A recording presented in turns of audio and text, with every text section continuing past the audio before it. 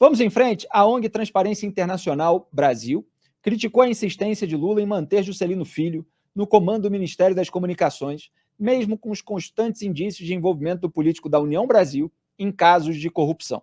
Ao comentar a reportagem, relatório da CGU aponta benefício ilegal a ministro de Lula e desvio em obra da Codevasf, da Folha de São Paulo, a Organização de Combate à Corrupção, a TI, Transparência Internacional, lembrou que o petista prometeu no início de seu terceiro governo afastar quem fizesse coisa errada. Abre aspas para a Transparência Internacional. Lula prometeu afastar quem fizesse coisa errada. Juscelino já foi envolvido em suspeitas de nepotismo, abuso do cargo e desvio de função. A denúncia envolvendo sua fazenda é conhecida desde o começo do governo. Agora a CGU confirma, mas Lula não mexe no craque do Centrão. Fecha aspas. Eu até gosto dessa ironia, porque desde que esse escândalo estourou, que eu falo nos meus comentários, que o Juscelino Filho ele está lá no cargo é justamente por causa dessa, como é que eu vou dizer, característica dele. Justamente porque ele é uma figura chegada a esses usos questionáveis, para dizer o mínimo, da máquina pública, da verba de gabinete, do dinheiro dos pagadores de impostos. Ele é o craque do Centrão nesse sentido.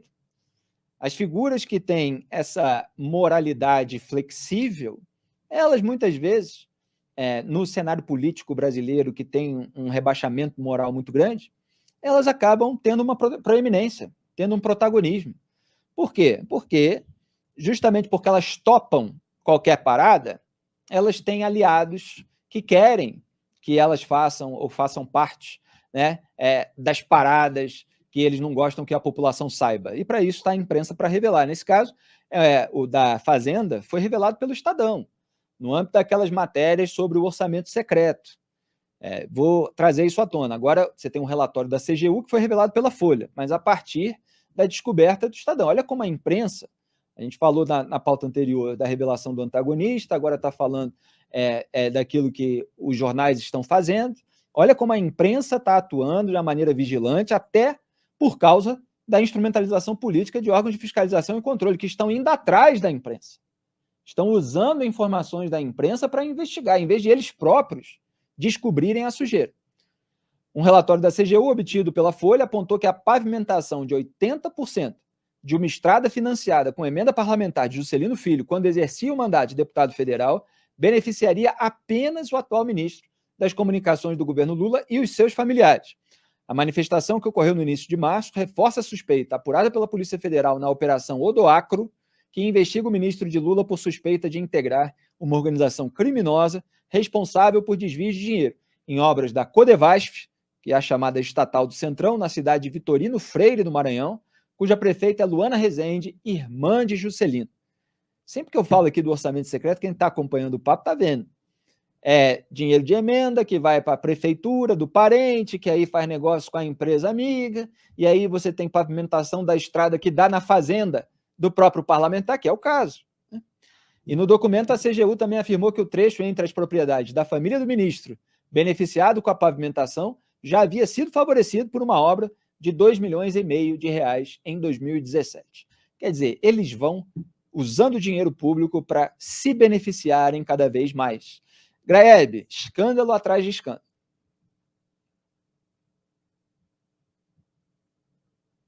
Tá sem o microfone aí, volta desde o começo. Rebobina, Graeb, e dá o seu Fazia tempo que eu não fazia isso, hein? Fazia tempo. Que fique registrado. Foi quase um recorde. Vamos registrar quanto tempo o Graeb fica sem incorrer na graebice. A gente tem que fazer que nem aqueles placares na frente de obra, né? Estamos há 20 dias sem acidentes. Estamos Esse placar é ótimo. Graeb está há 20 dias sem silenciar o microfone. Alguma coisa. Olha só, o relatório da CGU, ele desmonta o principal argumento do Juscelino Filho quando perguntam para ele, mas vem cá, e aí, né? Ele diz, não, veja só, tem uma série de vilarejos ali naquela região que precisam desse asfalto, porque as pessoas têm muita dificuldade para acessar, né, para se deslocar, para acessar serviços.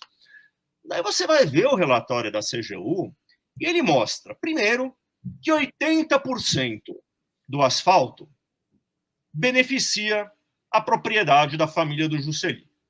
Os outros 20%, de fato, beneficiam ali 4 ou 5 vilarejos. Só que não ligam os vilarejos com cidades ou as estradas, que de fato ajudariam aquelas pessoas a se deslocar. É meio aquela coisa, asfalta ligando lugar nenhum para outro lugar nenhum, o nada a lugar nenhum.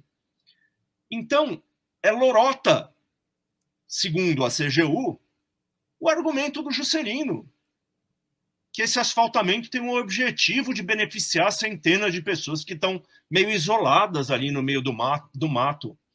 Não. E o relatório ainda diz que tem outras localidades na vizinhança, com muito mais gente vivendo, que se você fosse fazer uma análise de custo-benefício realista, deveriam ser as privilegiadas, e não aquelas que acabaram levando o asfalto porque estão do lado da propriedade do ministro. Então, o relatório é devastador para a argumentação do Juscelino Filho. É muito difícil para ele sequer manter a argumentação ali, né, com que ele estava tentando se agarrar, em que ele estava tentando se agarrar para justificar essa grana gasta.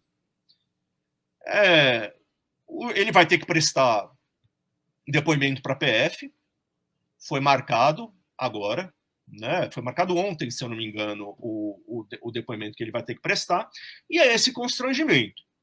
Um ministro do governo tendo que ir lá se explicar à PF por causa de suposto desvio ou má utilização de dinheiro público. Mas que vergonha, né?